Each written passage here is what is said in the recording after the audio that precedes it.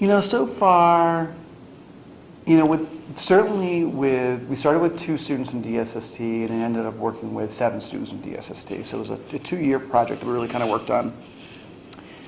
And it definitely impacted,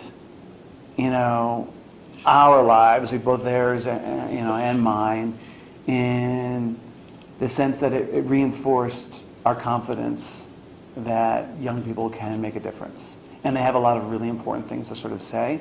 Like I had my experience as a teacher, was seeing students and youth really, really shine. But these weren't students that I actually taught. These were students that I was just working with. And so, it was impactful for myself, but then also the other adults. Like every time we would go to the Academy of Urban Learning, like we had to get permission from the principal and other teachers, for students to come out there. Excuse me.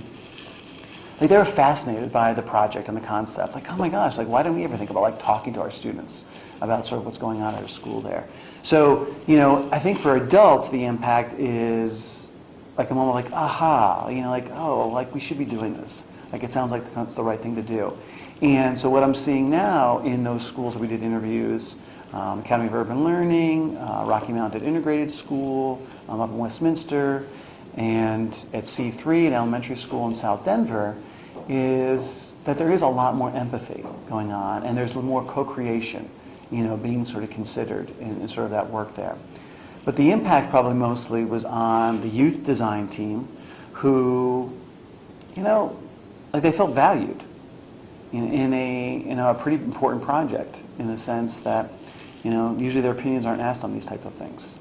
And certainly their opinions aren't normally acted on. So it was great for those 7 students who I worked the closest with, 2 in the first year, 5 additional students in the second year, where their confidence sort of built up. And some of those students were struggling academically when we first kind of met.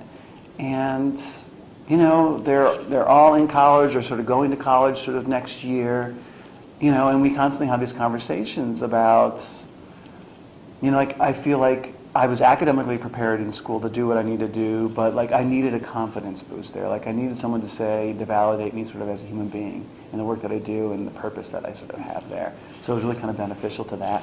And then the last group was, I think, the students that we interviewed. I mean, it was always just, for them, it was sort of like a shock, like, really? You want to, this is what you're doing? And, I don't have any sort of, evidence of this, but certainly from the follow-up conversations that we've had, is that like students are almost asking to be a part of this type of work now, as opposed to waiting to be invited to it, or maybe not knowing that it even exists.